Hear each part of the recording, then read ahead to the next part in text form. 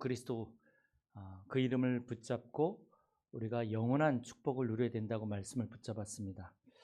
그러면서 오늘은 기준을 바로 세워라. 기준을 바로 세우라는 제목으로 우리가 말씀을 나눠야 되겠는데요. 왜 사람들이 지금 서로 싸우고 전쟁을 합니까? 자기의 기준에 맞지 않는 거거든요. 기준이 틀리니까 서로 싸울 수밖에 없죠. 부부가 결혼을 해서 왜 싸우고 이혼을 합니까? 자기가 기준을 세워놨던 그 기준에 미치지 못하는 거예요. 자기가 세우는 그 가정의 행복의 기준에 미치지 못하니까 환상이 깨지니까 그래서 싸우고 이혼할 수밖에 없는 거죠. 사람들은 나름대로 자기 인생에 어떤 기준을 세워놓고 그 기준대로 살아가길 원합니다. 그래서 만약에 그 기준이 안 맞는다 그러면 틀린 거죠. 그래서 싸우는 것입니다. 뭐 계속 드라마 얘기해서 좀 그렇지만 워낙 요새 뜨는 드라마니까 그 드라마에 보면 그 금영이의 첫사랑의 남자친구의 그 엄마를 보면 그 엄마의 기준은 사실은 아들의 행복이 아니에요. 아들의 행복이 기준이 아니라 아들을 위해서 뭐 아주 좋은 배경을 가진 며느리가 들어와야 되고 아주 뛰어난 며느리가 들어와야 되는 것 같지만 사실은 아들의 행복이 아니라 자기가 세우는 기준인 거죠. 왜냐하면 이 아들이 성공하고 잘 돼야 자기가 뿌듯하고 뭔가 성취욕도 있고 이 아들은 자기 인생의 모든 것이기 때문에 그래서 이 아들이 내가 원하는 대로 돼야 되는 거예요. 심지어는 결혼할 사람까지도. 그러니 어떻게 됩니까? 나중에 그 드라마에서 모습을 비춰주시죠. 세월이 지난 후에 막 카메라가 이렇게 돌아가면서 나중에 나이 먹은 후에 소파 한 구석에 앉아서 나이 먹고서 드라마를 보는 며느리의 눈치를 보고 아들도 집에 잘 들어오지 않고 아주 그런 모습을 보여주면서 내가 왜 이런 대접을 받아야 되느냐는 거죠. 결국은 그게 뭡니까? 자기가 원하는 삶이 아닌 거죠. 자기 원하는 기준에 미치지 못한 그러한 삶을 지금 그 어머니는 살고 있는 거죠. 그러니 너무 화가 나고 요새도 보면 사람들이 뭐 딩크족이라든지 파이어족이라든지 뭐 여러 가지 욜로족이라든지 이런 사람들이 있지 않습니까?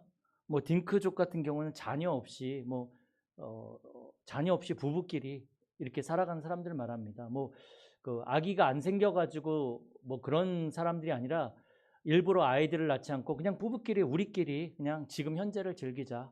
뭐 욜로족하고도 비슷하겠죠. 지금이 중요하죠. 지금 행복을 누리자는 거죠. 뭐 미래 그건 모르겠고 지금. 그래서 파이어족 같은 경우는 모든 이제 돈들을 아끼고 해가지고 40세 이전에 은퇴를 하는 거죠. 그래서 내가 그동안 투자해 놓은 그 투자에서 배당금도 받고 해서 나머지 인생을 즐기겠다라는 거죠. 그러니까 결국 모든 사람들의 행복의 기준이 바로 돈이고 어떤 성공 이런 것으로 간단 말이죠. 그게 사람들의 기준입니다. 근데 성경에서는요, 뭐라고 표현을 하고 있냐면 사람들은 지금 행복을 찾아서 나름대로 기준을 세워서 그 인생을 열심히 살아가는데 성경에서는 그걸 보고 요한일서 2장 15절에 보면 이 세상에나 세상에 있는 것들을 사랑하지 말라. 이 세상이나 세상에 있는 것들을 사랑하지 말라. 근데 여기서 말하는 세상은 단순히 어떤 물리적인 세상을 말하는 것이 아닙니다. 하나님을 대적하는 죄악된 가치관과 탐욕을 가진 세상을 말하는 거거든요. 다시 말해서 하나님 없이 살아가는 그 모든 것들을 말합니다.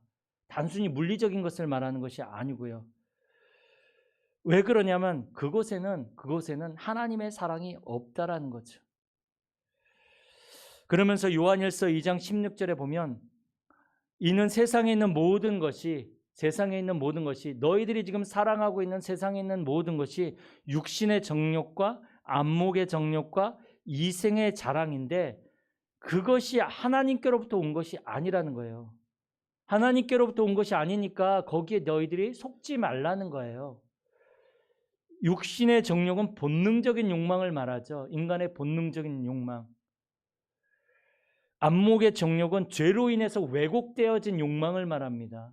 하나님을 떠난 모든 사람들은 죄를 가지고 있기 때문에 이 죄로 말미암아 왜곡되어진 그런 욕망들이 계속 이렇게 생겨날 수밖에 없다라고 얘기를 하는 거죠. 그러면서 이생의 자랑, 자신의 소유와 자신의 성취를 하나님보다 더 귀하게 여기는 것, 중요하게 여기는 것이 이생의 자랑이거든요. 그래서 세상에 있는 이 모든 것들이 바로 이런 것인데 이것은 하나님께로부터 온 것이 아니기 때문에 너희들이 거기에 빠지지 말고 속지 말고 따라가지 말라는 거예요. 왜 그러냐면 요한일서 2장 17절에 보면 그거는 영원하지도 않고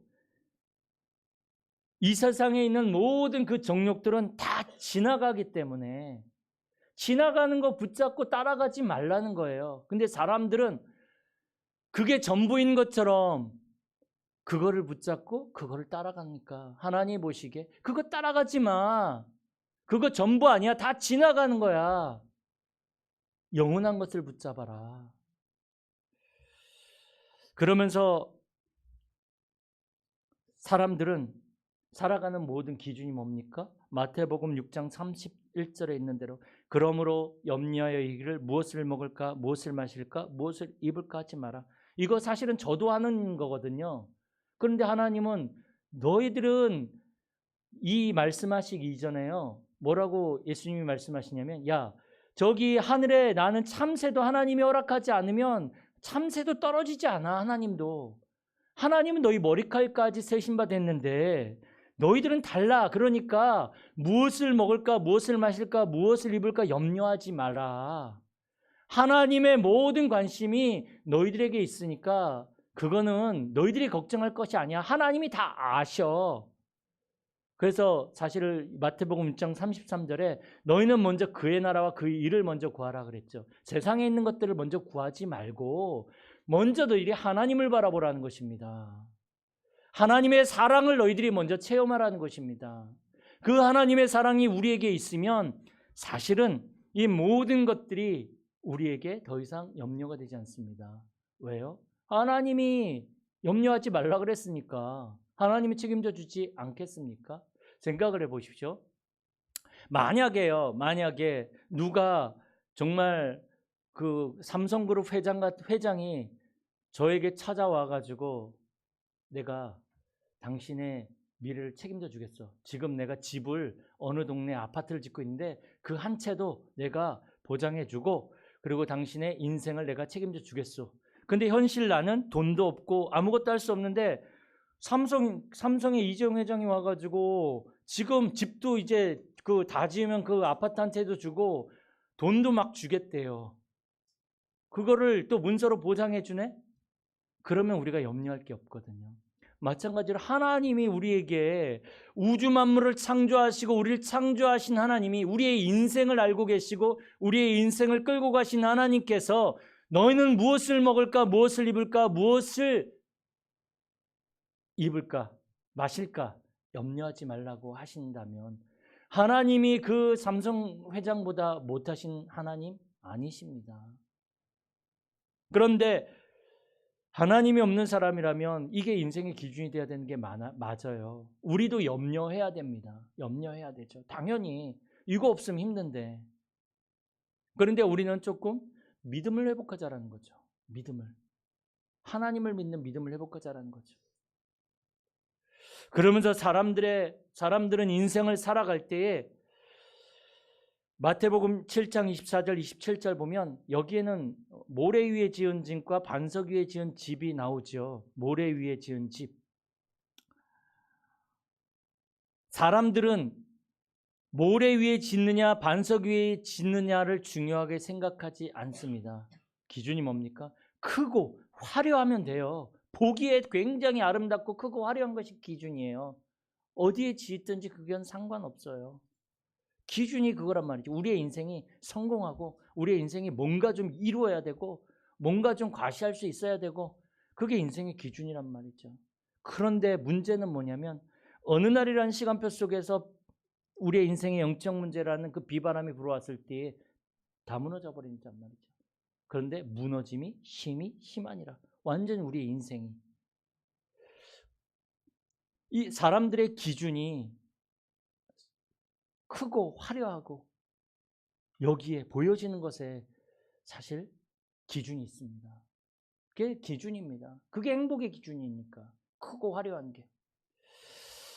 그러면서 누가복음 5장 5절에 보면 예수님이 베드로에게 찾아오셔서 제자들에게 찾아오셔서 이제 물고기 잡는 제자에게 찾아오신 거죠. 그러면서 이제 그물을 던지라고 얘기하시는 건데 여기 누가복음 5장 5절에 보면 무슨 표현이 있냐면 우리가 밤새 수고하였으나 사실요 이 제자들이 갈릴리 바닷가에서 어부기 때문에 잔뼈가 굵은 사람들입니다. 물때를 알고 있고 물고기가 잘 놀고 있는 그 포인트를 알고 있는 사람이에요.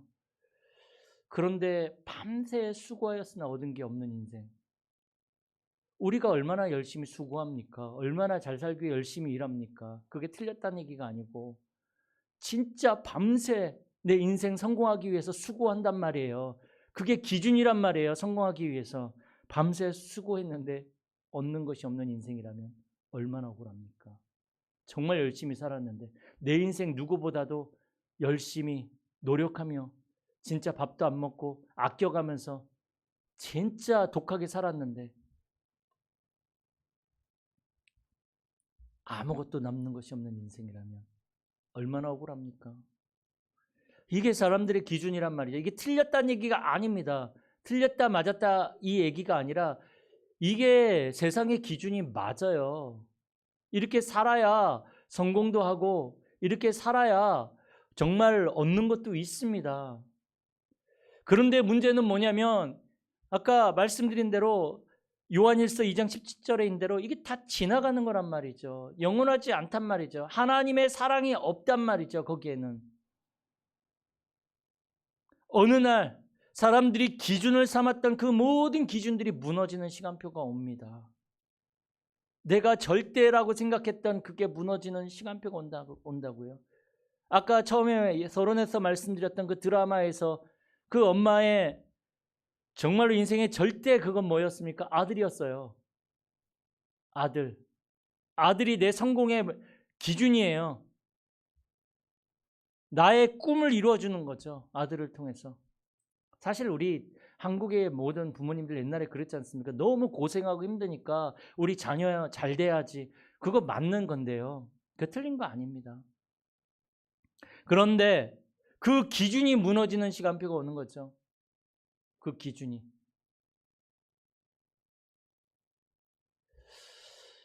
예전에 뉴스에서 그런 얘기들이 나왔었죠. 굉장히 이제 돈 많은 집에서 아들을 막 공부도 시키고 해서 미국 유학까지 보냈어요. 그리고 의사도 되고 한국 와서. 그런데 어느 날 보니까는 그 집에 그 부모님이 칼에 찔려서 죽고 집에 불이 났단 말이죠. 그래서 경찰들이 와보니까 불 끝난 다음에 와보니까 불에 타 죽었는데 보니까 칼에 찔려가지고 죽은 상태로 그 집 돈 많은데 근데 알고 보니까 나중에 범인을 잡고 보니까 그 아들이 재산을 받으려고 다 죽여버린 거죠. 그러니 뉴스에 이거 벌써 몇 년 전에 나왔었죠.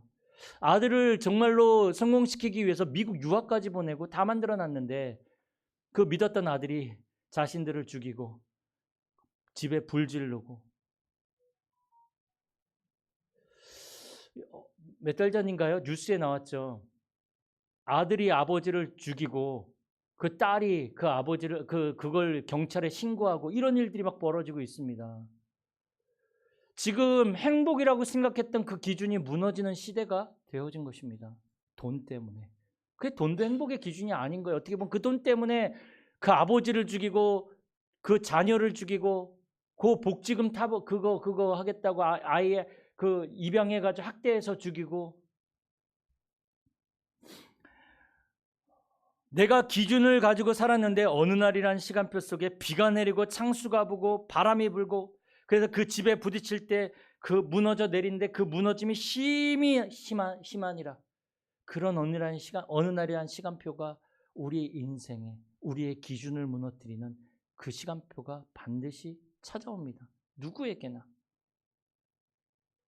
그 기준이 무너지는 시작이 어디였습니까? 창세기 3장 1절에서 6절 하나님과 함께할 우리 인간이 하나님을 떠난 것이 바로 그 기준이 무너지는, 기준이 바뀌는 시작이었습니다.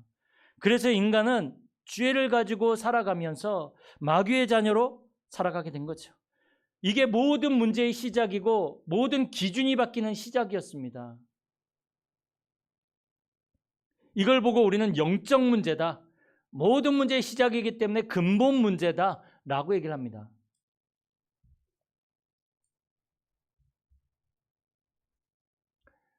기준이 어떻게 바뀌었습니까? 창세기 6장에 보면요, 하나님의 주인이신데 하나님이 기준이 아니고요, 내가 기준이 된 거예요. 내가 하나님이 된 거예요. 네가 그것을 먹는 날에는 네 눈이 밝아져가서 하나님같이 될 것이다.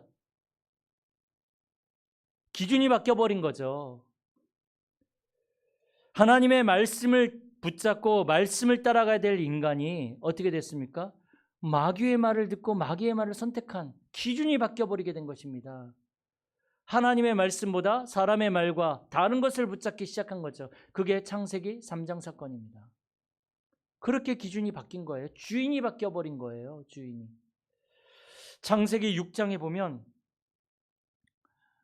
하나님의 아들들이 사람의 딸들의 아름다움을 보고 자기들이 좋아하는 모든 자로 아내를 삼았다라고 이렇게 기록하고 있습니다. 기준이 바뀌어버린 거죠. 하나님의 언약을 붙잡고 보존하고 전달해야 될 하나님의 아들들이, 언약의 흐름 속에 있어야 할 하나님의 아들들이 이제는 그 영적인 거, 언약 다 놓쳐버리고 기준이 바뀌어버렸죠. 보이는 거, 사람의 아름다움, 세상 문화, 이거를 따라가는 그러한 사람이 되어져 버린 것입니다. 그래서 성경에서는 뭐라고 표현하고 있습니까? 그들이 육신이 됨이라.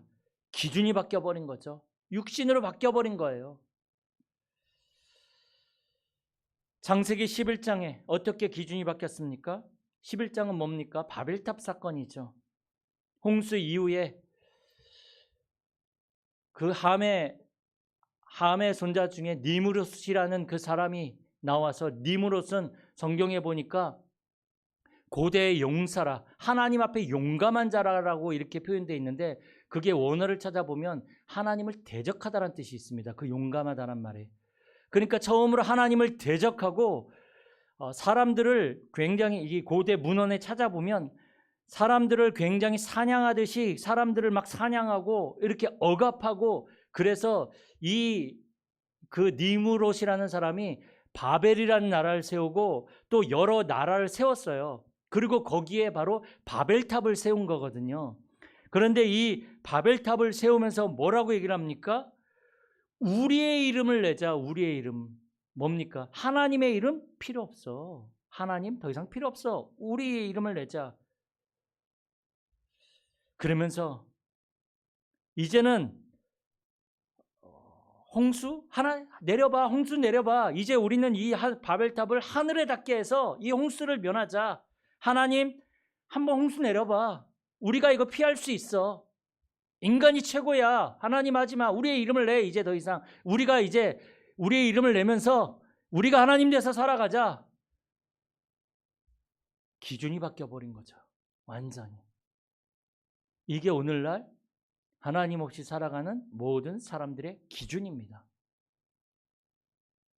그러면서 하나님의 말씀을 따라서, 하나님의 역사를 따라서 하나님이 주신 힘과 능력과 지혜를 가지고 살아가야 될 인간이 하나님이 없으니까, 내가 기준이 되니까 찾아오는 영적 문제를 못 이기는 거죠. 그러니 어떻게 됩니까? 사도행전 13장, 16장, 19장 세상의 문화와 귀신 들린 자를 찾아가고 우상을 섬기고 무당을 찾아가고,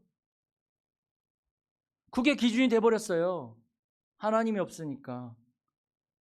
그러니까 한마디로 말해서 원래 인간에게 주신 축복과 원래 인간에게 주신 그 모든 능력과 지혜를 다 잃어버렸는데, 왜 그걸 잃어버렸습니까? 기준이 바뀌었기 때문에. 인간은 하나님을 대신해서 이 세상을 정복하고 누리고 다스릴 사람들이란 말이에요. 피조물이에요. 그런데 그 피조물이 어떻게 됐습니까? 내가 하나님이 돼서 내 이름을 내면 돼. 하나님 필요 없어. 이렇게 돼버린 거죠. 기준이 바뀌어버린 거죠. 그러니 그 힘은 한계가 있고 영적 문제는 육신으로 이길 수 없으니까 뭔가 영적인 그 무당을 찾아가고 귀신 들린 자를 찾아가고 뭔가 우상 귀신을 섬길 수밖에 없는 것입니다. 당연히 영적 문제 이길 수가 없는 거죠.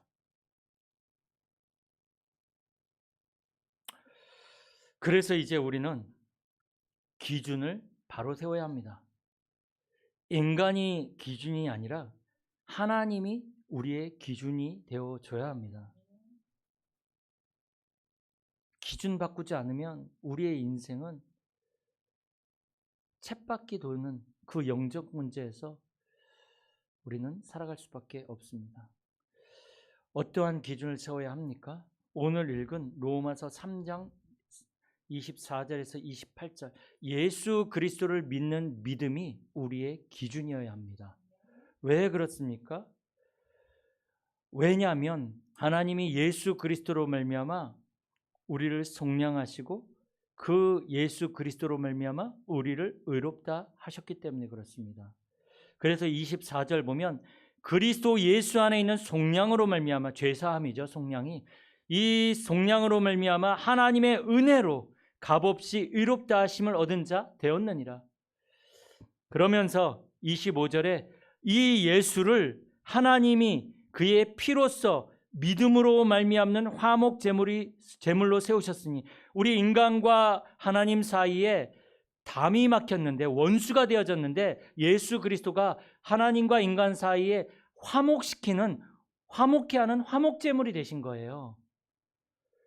이는 하나님께서 길이 참으시는 중에 전에 지은 죄를 간과하심으로, 하나님이 있는데 없다라고 생각하시는 거예요. 자기의 의로우심을 나타내려 하심이니 26절에 곧 이때에 자기의 의로우심을 나타내사 자기도 의로우시며 또한 예수 믿는 자를 의롭다 하려 하심이라. 예수 그리스도의 그 피로 말미암아 이제 우리에게 죄사함을 주시고 이제 하나님의 의를 이루시는 거예요. 예수 그리스도로 말미암아. 그러면서 우리도, 예수 그리스도를 믿는 우리도 이제 의롭게 되어지는 것입니다. 27절에 그런즉 자랑할 때가 어디냐? 있을 수가 없느니라. 무슨 법으로냐? 행위로냐? 아니라 오직 믿음의 법으로니라. 오직 믿음. 어떠한 믿음이요? 예수 그리스도를 믿는 믿음의 법. 그러므로 사람이 의롭다 하심을 얻는 것은 율법의 행위에 있지 않고 믿음으로 되는 줄을 우리가 인정하노라. 우리의 기준이 바로 예수 그리스도를 믿는 믿음이 되어져야 됩니다. 십자가에서 우리를 위해 피 흘리시고 죽으시고 부활하신 예수 그리스도가, 그 예수 그리스도를 믿는 그 믿음. 그래서 에베소서 2장 8절 9절에 보면 너희가 그 은혜로 인하여 믿음으로 말미암아 구원을 받았나니, 하나님의 은혜로, 은혜가 먼저입니다. 그리고 그 믿음으로 말미암아 구원을 받았나니 이것은 너희에게 난 것이 아니요 하나님의 선물이라. 믿음으로 구원을 받는데 이 믿음조차도 하나님이 우리에게 주신 선물이라 그랬습니다. 예수 그리스도를 믿는 것은 하나님이 우리에게 주신 선물입니다. 행위에서 난 것이 아니니 이는 누구든지 자랑하지 못하게 하려 함이라. 우리의 행위 아닙니다. 만약에요, 우리에게 행위로 구원을 받았다면 구원은 날마다 흔들립니다. 왜요? 행위로 구원받았으니까. 조금만 잘못하면 우리의 구원은 또 바뀔 수도 있는 거예요. 왜냐하면 행위가 구원이 되면. 그런데 행위에서 난 것이 아니래요. 하나님의 선물이라. 저와 여러분들은 정말로 하나님의 선물을 받은 축복된 사람들입니다. 그래서 정말로 예수 그리스도가 기준이 되어진 사람은요, 로마서 9장 35절에서 39절 보면 기근이나 죽음이나 핍박이나 그 어떤 것도, 창이나 칼이나 검이나 그 어떤 것도 우리를 예수 그리스도 안에 있는 하나님의 사랑에서 끊을 수 없느니라. 기준이 바뀌면 이렇게 됩니다. 예수 그리스도를 믿는 믿음이 우리의 기준이 되어져야 됩니다. 절대로 이것만큼은 흔들려선 안 됩니다. 그래서 기준을 바꾼 사람은요, 회복된 여정을 시작하게 됩니다. 사실은 새로운 여정이라는 표현을 많이 쓰지만 이거는 어떻게 보면 회복된 여정입니다. 원래 우리 인간에게 주셨던 그 여정을 우리는 회복해서 시작하게 됩니다. 그래서 마가복음 1장 1절에 보면 마가는 뭐라고 시작을 하냐면 하나님의 아들 예수 그리스도의 복음의 시작이라. 나의 다른 사람의 어떤 선지자의 복음의 시작이 아니라요, 예수 그리스도의 복음의 시작이라. 예수 그리스도에 관한 복음의 시작을 말하고 있거든요. 사람의 복음이 아닙니다. 그래서 예수 그리스도에 관한 복음의 시작인데 마태복음 24장 24절에 보면 이 천국 복음이 모든 민족에게 증언되기 위하여 온 세상에 전파되리니 그제야 끝이 오리라. 예수 그리스도에 관한 복음이 시작되어져서 이 복음이 땅끝까지 전파되어지면 그때 끝이 오는데 마가복음 1장 17절에 보니까 예수님이 나를 따라오라 내가 너희를 사람을 낚는 어부가 되게 하리라. 이 일에 우리를 부르셨단 말이에요. 이 예수 그리스도에 관한 복음, 이 복음을 위해서 우리를 부르셔서 땅끝까지 이 복음을 전하는 그 자리에 우리를 부르신 것입니다. 이게 우리의 여정이에요. 그래서 우리는 마태복음 28장 19절에서 20절에 있는 대로 예수님이 마지막에 우리에게 명령하셨잖아요. 유언이 아닙니다. 예수님이 죽은 게 아니니까 유언이 아니라 마지막으로 우리에게 부탁하신 말씀이 뭡니까? 너희는 모든 민족으로 가서 아버지와 아들과 성령의 이름으로 세례를 주고 내가 너에게 분부한 모든 것을 가르쳐 지키게 하라. 볼지어다 내가 세상 끝날까지 너희와 항상 함께 있으리라. 모든 민족에게 이 복음을 전달하는 것입니다. 마가복음 16장 15절에도 보면 만민에게 가서 이 복음을 전달하라고 말씀하고 있는 거죠. 사도행전 1장 8절에 보면 땅끝까지 이르러 내 증인이 되리라. 이게 우리에게 회복된 여정입니다. 이것을 지금 우리의 단어로 다시 바꿔서 얘기를 하면 237 나라 5천 종족을 살리는 여정을 가는 사람들이 바로 우리란 말이에요. 복음을 가지고 있는 사람들은 바로 이 여정을 가는 사람들이고요. 이것을 우리 교회 언약으로 딱 붙잡으면 양주 7지역의 전도운동을 일으킬 사람들, 고읍지역과 덕계지역과 덕정지역과 옥정지역과 백석지역과 삼승지역과 그리고 기타 지역, 이 7지역을 살리는 그 전도운동에 우리는 부르심을 받았습니다. 여기에서 우리는 동시에 땅끝을 바라보는 것입니다. 여기에서 우리는 우리의 후대를 살리고 다민족을 살리고 많은 사람들을 치유하고 전도하는 세 가지 뜰을 살리는 그 응답을 우리는 누리게 될 것입니다. 이 하나님의 계획 속에 우리는 있습니다. 그러나 그 시작은 뭡니까? 기준을 바꿔야 됩니다. 오직 예수 그리스도를 믿는 믿음, 어떠한 상황에 있든지 간에 그리스도로 끝내셔야 됩니다.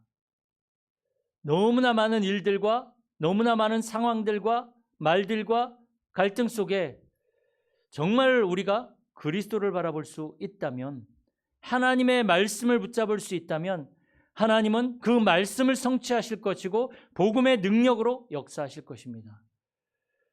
우리는 그 믿음을 따라 하나님이 열어주시는 그 길을 보며 하나님이 열어주신 그 문을 보며 우리는 237 나라 5천 종족을 향해서 걸어갈 것입니다.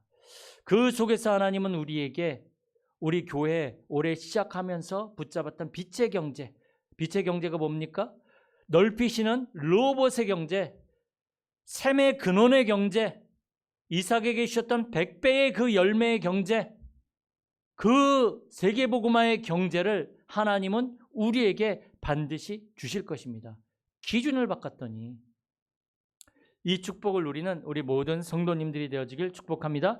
살아계신 하나님 감사를 드립니다. 이번 한 주간도 우리의 기준이 오직 예수 그리스도를 믿는 믿음이 되게 하여 주시옵소서. 십자가에서 죽으시고 부활하신 그리스도가 나의 주인이요 나의 모든 것임을 고백하는 한 주가 되게 하여 주옵소서.